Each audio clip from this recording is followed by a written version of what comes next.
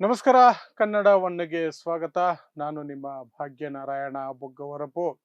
ಕಾಂಗ್ರೆಸ್ಸಿನ ಕೆಲವು ನಡವಳಿಕೆಗಳು ಬಿಜೆಪಿಗೆ ಅನುಕೂಲ ಮಾಡಿಕೊಡುವ ಹಾಗೆಯೇ ಕಾಣುತ್ತವೆ ಮತ್ತು ಉದ್ದೇಶಪೂರ್ವಕವಾಗಿ ಕಾಂಗ್ರೆಸ್ ಕೆಲವು ಸಂದರ್ಭಗಳಲ್ಲಿ ಕೆಲವು ಭಾಗಗಳಲ್ಲಿ ಆ ರೀತಿ ನಡ್ಕೊಳ್ಳುತ್ತಾ ಅನ್ನುವಂತಹ ಅನುಮಾನಗಳನ್ನು ಸಹ ಮೂಡಿಸುತ್ತೆ.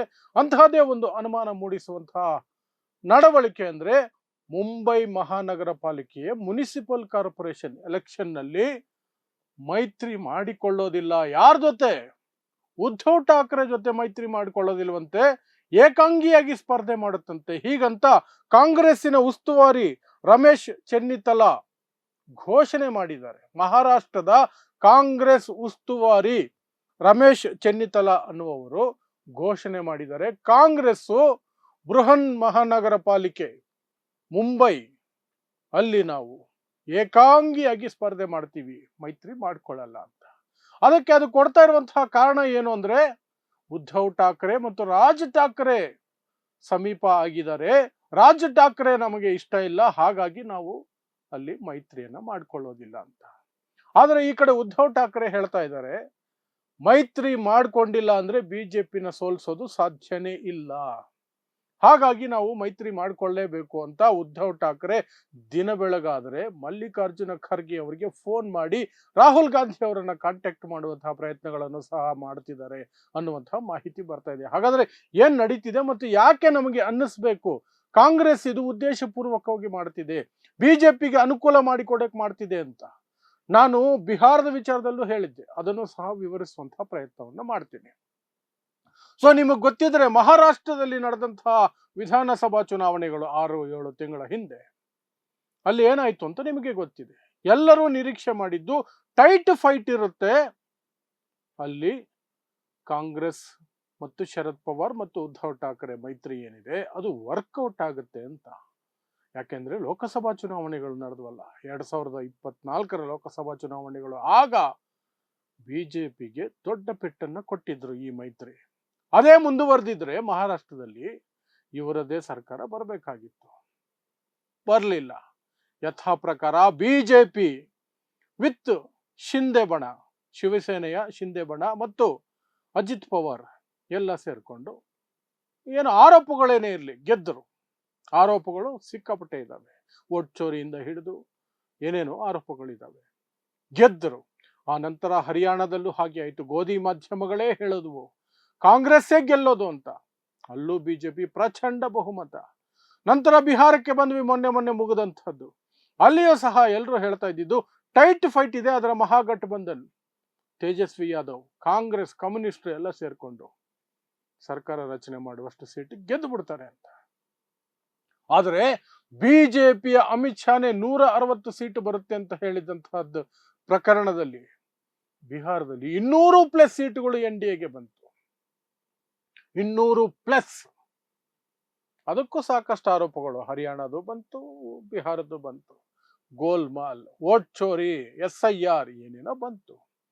ಅಷ್ಟೆಲ್ಲ ಇದ್ದು ಆ ಮೈತ್ರಿ ಇದ್ದು ಸ್ಟ್ರಾಂಗ್ ಮೈತ್ರಿ ಅಂತ ಹೇಳಿ ಗೋಧಿ ಮಾಧ್ಯಮಗಳೇ ಒಂದು ರೀತಿ ಹರಿಯಾಣದಲ್ಲಿ ಗೆಲ್ಲುತ್ತೆ ಅಂತ ಹೇಳಿದ ನಂತರವೂ ಸೋಲು ಅನುಭವಿಸಿರುವಂತಹ ವಿಪಕ್ಷಕ್ಕೆ ಬೃಹತ್ ಮಹಾನಗರ ಪಾಲಿಕೆ ಏನಿದೆ ಮುಂಬೈದು, ಅಲ್ಲಿ ಮೈತ್ರಿ ಇಲ್ಲದೆ ಬಿಜೆಪಿಯನ್ನು ಸೋಲಿಸ್ತೀವಿ ಅನ್ನೋದು ಮೂರ್ಖತನ ಆಗುತ್ತಾ ಇಲ್ವಾ? ಅದಕ್ಕೆ ನಾನು ಹೇಳಿದ್ದು ಕಾಂಗ್ರೆಸ್ಸಿನ ಕೆಲ ನಡವಳಿಕೆಗಳು ಬಿಜೆಪಿಗೆ ಅನುಕೂಲ ಮಾಡಿಕೊಡ್ತಿದ್ದಾವ ಅನ್ನುವ ಅನುಮಾನಗಳಿಗೆ ಅವಕಾಶ ಮಾಡಿಕೊಡುತ್ತೆ ಅಂತ.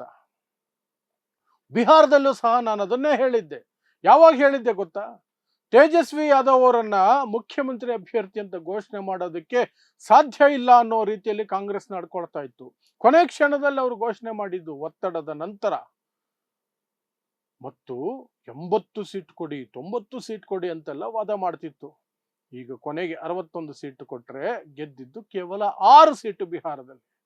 ಕಾಂಗ್ರೆಸ್ ಈ ನಡವಳಿಕೆ ನಾನಾಗ್ಲೇ ಹೇಳಿದ್ದೆ ಬಿಹಾರದಲ್ಲಿ ಬಿಜೆಪಿಗೆ ಅನುಕೂಲ ಮಾಡಿಕೊಡ್ತಾ ಇದೆ ಅಂತ. ಅದು ಹಾಗೆ ಆಯ್ತದು. ಈಗ ಬೃಹತ್ ಮುಂಬೈ ನಗರ ಮುನಿಸಿಪಲ್ ಕಾರ್ಪೊರೇಷನ್ ಏನಿದೆಯಲ್ಲ, ಇಲ್ಲಿಯೂ ಸಹ ಅಂತಹದ್ದೇ ಪಟ್ಟನ್ನ ಕಾಂಗ್ರೆಸ್ ಮಾಡುವುದಕ್ಕೆ ಮುಂದಾಗಿದೆ. ಅದಕ್ಕೆ ಕಾರಣ ಸಬೂಬನ್ನ ರಾಜ್ ಠಾಕ್ರೆ ಹೆಸರನ್ನು ಹೇಳ್ಕೊಂಡು ಬರುವ ಮೂಲಕ ಮಾಡ್ತಾ ಇದೆ. ಸರಿ, ರಾಜ್ ಠಾಕ್ರೆ ಅವರ ಸಿದ್ಧಾಂತ, ಅವರ ನಡವಳಿಕೆ ಅವರ ಸಿಸ್ಟಮ್ಮು ಅದು ಸರಿ ಇಲ್ಲ, ಒಪ್ಕೊಳ್ಳೋಣ ಕಾಂಗ್ರೆಸ್. ಬಟ್ ಅದನ್ನ ನೀವು ಉದ್ಧವ್ ಠಾಕ್ರೆನ ಕೂರಿಸ್ಕೊಂಡು ಎಕ್ಸ್ಪ್ಲೇನ್ ಮಾಡಿ ಮೈತ್ರಿಗೆ ಏನು ಬೇಕೋ ಅದನ್ನು ಮಾಡಬೇಕಲ್ವಾ? ಅಥವಾ ರಾಜ್ ಠಾಕ್ರೆಯನ್ನೇ ಕೂರಿಸ್ಕೊಂಡು ಅಥವಾ ರಾಜ್ ಠಾಕ್ರೆಯನ್ನ ಉದ್ಧವ್ ಠಾಕ್ರೆ ಮೂಲಕ ಕಂಡೀಷನ್ಸ್ ಹಾಕಿ ಈ ಕಂಡೀಷನ್ಸ್ ಆಧಾರದ ಮೇಲೆ ಮಾತ್ರ ನಾವು ಎಲ್ಲೋ ಒಂದು ಕಡೆ ಮೈತ್ರಿ ಮಾಡಿಕೊಳ್ಳೋ ಸಾಧ್ಯತೆ ಇರಬಹುದು, ಇಲ್ಲದೆ ಹೆದ್ರೆ ಇಲ್ಲ. ಅದೂ ಇಲ್ವಲ್ಲ, ನೇರ ಒಬ್ಬ ಉಸ್ತುವಾರಿ ಹೋಗಿ, ರಾಷ್ಟ್ರೀಯ ಅಧ್ಯಕ್ಷರು ಅಲ್ಲ, ಉನ್ನತ ನಾಯಕರು ಅಲ್ಲ, ಕಾಂಗ್ರೆಸ್ ಉಸ್ತುವಾರಿ ರಮೇಶ್ ಚೆನ್ನಿತ್ತಲ ಅವ್ರು ಹೋಗಿ ಘೋಷಣೆನೆ ಮಾಡ್ಬಿಡೋದ ಮೈತ್ರಿ ಮಾಡ್ಕೊಳ್ಳಲ್ಲ ನಾವು ಅಂತ. ಅಲ್ಲಿಗೆ ಕಾಂಗ್ರೆಸ್ ಮೇಲೆ ಅನುಮಾನ ಪಡಲೇಬೇಕಾಗುತ್ತೆ. ಇಷ್ಟಕ್ಕೂ ಈ ಬೃಹತ್ ಮಹಾನಗರ ಪಾಲಿಕೆ ಮುಂಬೈದು ಯಾಕೆ ಇಷ್ಟು ದೊಡ್ಡ ಮಟ್ಟದಲ್ಲಿ ನಾವು ಚರ್ಚೆ ಮಾಡಬೇಕು? ಅಷ್ಟು ಇಂಪಾರ್ಟೆಂಟ್ ಅದು.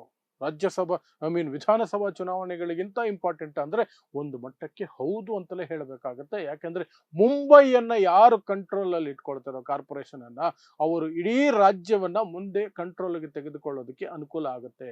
ಆರ್ಥಿಕವಾಗಿಯೂ ಆಗುತ್ತೆ, ಅಧಿಕಾರದ ರೂಪದಲ್ಲೂ ಆಗುತ್ತೆ, ಎಲ್ಲ ರೂಪದಲ್ಲೂ ಸಹ ಆಗತ್ತೆ. ಅದರ ಜೊತೆಗೆ ಇಂಡಿಯಾ ಮೈತ್ರಿಕೂಟ ಇನ್ನೂ ಬದುಕಿದೆ, ಇಂಡಿಯಾ ಮೈತ್ರಿಕೂಟ ಇನ್ನೂ ಶಕ್ತಿಯುತವಾಗಿದೆ, ಇಂಡಿಯಾ ಮೈತ್ರಿಕೂಟ ಸೋಲುಗಳ ನಂತರವೂ ಸಹ ಪುಟಿದೇಳುವಂತಹ ಶಕ್ತಿ ಹೊಂದಿದೆ ಅಂತ ತೋರಿಸ್ಕೊಳ್ಳೋದಕ್ಕೆ ಅದೊಂದು ಅವಕಾಶ ಆಗುತ್ತೆ. ಆದರೆ ಕಾಂಗ್ರೆಸ್ ಅದಕ್ಕೆ ಹೋಗೋ ರೀತಿಯಲ್ಲಿ ಕಾಣ್ತಿಲ್ಲ. ಕಾಂಗ್ರೆಸ್ ಏಕಾಂಗಿ ಆದರೆ ಹೋಗಿದ್ರೆ ಏನು ಗೆದ್ದು ಬಿಡುತ್ತಾ, ಏನಾದ್ರೂ ಮಾಡುತ್ತೆ ಅಂದ್ರೆ ಅಂಥ ಯಾವ ಸಾಧ್ಯತೆಗಳು ಅಲ್ಲಿ ಕಾಣ್ತಾ ಇಲ್ಲ. ಉದ್ಧವ್ ಠಾಕ್ರೆ ಇಲ್ಲದೆ ಕಾಂಗ್ರೆಸ್ ಮುಂಬೈ ಮಹಾನಗರ ಪಾಲಿಕೆಯಲ್ಲಿ ಅಥವಾ ಮುನಿಸಿಪಲ್ ಕಾರ್ಪೊರೇಷನ್ ನಲ್ಲಿ ಏನಾದರೂ ಸಾಧಿಸುತ್ತೆ ಅಂತ ಕಾಂಗ್ರೆಸ್ ಅಂದುಕೊಂಡಿದ್ರೆ ಅದರಷ್ಟು ಮೂರ್ಖತನ ಕಾಂಗ್ರೆಸ್ಗೆ ಬೇರೆ ಇನ್ನೊಂದು ಇರೋದಕ್ಕೆ ಸಾಧ್ಯನೇ ಇಲ್ಲ. ಒಂದೋ ಉದ್ಧವ್ ಠಾಕ್ರೆನೇ ಪಟ್ಟು ಹಿಡಿದು ನೀವು ರಾಜ್ ಠಾಕ್ರೆ ಬೇಡ, ನಾವೇನಿದೀವಿ ಶರದ್ ಪವಾರ್ ಕಾಂಗ್ರೆಸ್ ಮತ್ತು ನೀವು ಉದ್ಧವ್ ಠಾಕ್ರೆ ಬಣ ಶಿವಸೇನೆ ಇಷ್ಟು ಮಾತ್ರ ಮೈತ್ರಿ ಮಾಡಿಕೊಂಡು ಹೋಗೋಣ ಅಂತ ಆದ್ರೂ ಉದ್ಧವ್ ಠಾಕ್ರೆ ಜೊತೆ ಮಾತಾಡಬೇಕು. ಅದು ಬಿಟ್ಟು ಏಕಾಏಕಿ ನಾವು ಮೈತ್ರಿನೇ ಮಾಡಿಕೊಳ್ಳಲ್ಲ ಅನ್ನುವಂಥದ್ದು ಅಲ್ಲಿಗೆ ಕಾಂಗ್ರೆಸ್ನ ಉದ್ದೇಶದ ಬಗ್ಗೆ ಅನುಮಾನಗಳು ಬಂದೇ ಬರ್ತವೆ.